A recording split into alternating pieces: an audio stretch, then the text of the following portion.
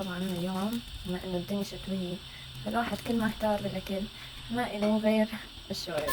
فاليوم قررت اعمل شواربي طبعا بطريقة مختلفة عن المعجون. هخلي شوية بصل بنص الخلاط، رح نضيف العدس بسيطة. طبعا هون دبلة البصلة ونحط شوي على الخلاط وشوي هاي أسهل. هلا بنحط العدس.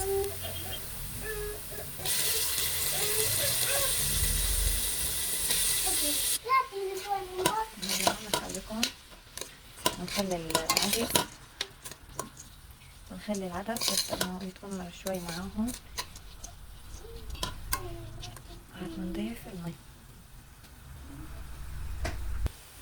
وهلا بنعملها بحركة.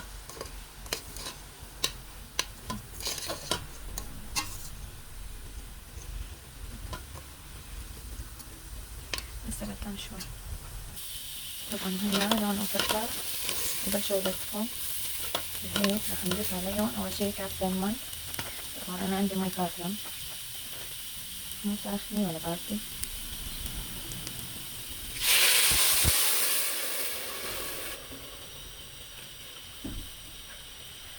ماما حطيتي مي؟ هيك ثاني كاسة. ماما حطيتي هلا مي؟ بنحرك شوي. حطيتي مي يا ماما؟ اي ماما فتنا فين ماما؟ نزرب شوي ماما. طبعا هاد الاسود هي البصلة اذا انحرقت عادي فينا نشيلها اذا بدنا، بس انا بحبها يعني هي ما انحرقت درجة استواء زايدة. هلا بدي اضيف عليهم شوية شعيرية. هاي اللي انا اشبال شارك بلمسة السحرية عشان تطلع الطبخة طيبة مو مشانشة. صح. يعني بدها تحط شعيرية على الأمور. يلا بدنا نحط شوية شعيرية. ايدك ماما هيك وزيادة. وزيادة؟ يلا حاجة يا ماما. هلا بنخليها شوي. طبعا انا كان فيني احط حمرة بس انا ما بحب احمرها. هيك انا مشي هلا الشعيرية. ترى ونتركها شوي. نضيف عليها مي. نضيف عليها 3 كاسات. ثالث كاس مي. وهي الرابعة. لسه بعد وحدة. وهلا بنحركها شوي عشان إذا في شي ملصق نطلعه. طبعا بس بلشت تغلي معانا فوريا بنضاعف الغاز. أقطع شي ونغطيها لأنه هي سر تماسكها ما بعدها هو إنها تغلي على نار هادية كتير. كل ما كانت النار هادية كل ما كان تماسكها أحسن.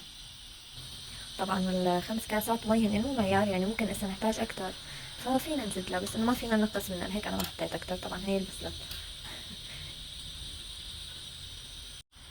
وهلا إذا شايفينها بلشت بدها تغلي، صارت تطلع رغوي، فأنا رح أحركها شوي نضاعف الغاز قطعة شي وغطيها واتركها تستوي براحتها.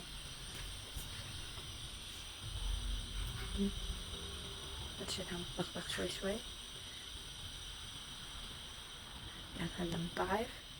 هيك ضعفنا هلا أضعف شي.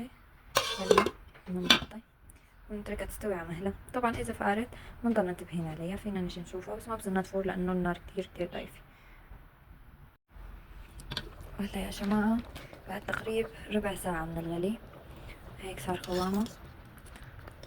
طبعا صارت مهروسة هرس حبة العديس. طبعا انا فيني اضيفها مي بس انا مو حابة اضيفها مي يعني لانه ما بدي اياها تكون كتيرة لانه نحن خلال يعني مش ما نضل.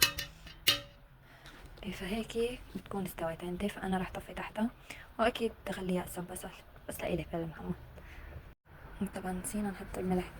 قلت لكم تذكروني انا بنسى الملح، عن جد كتير اوقات بنسى الملح.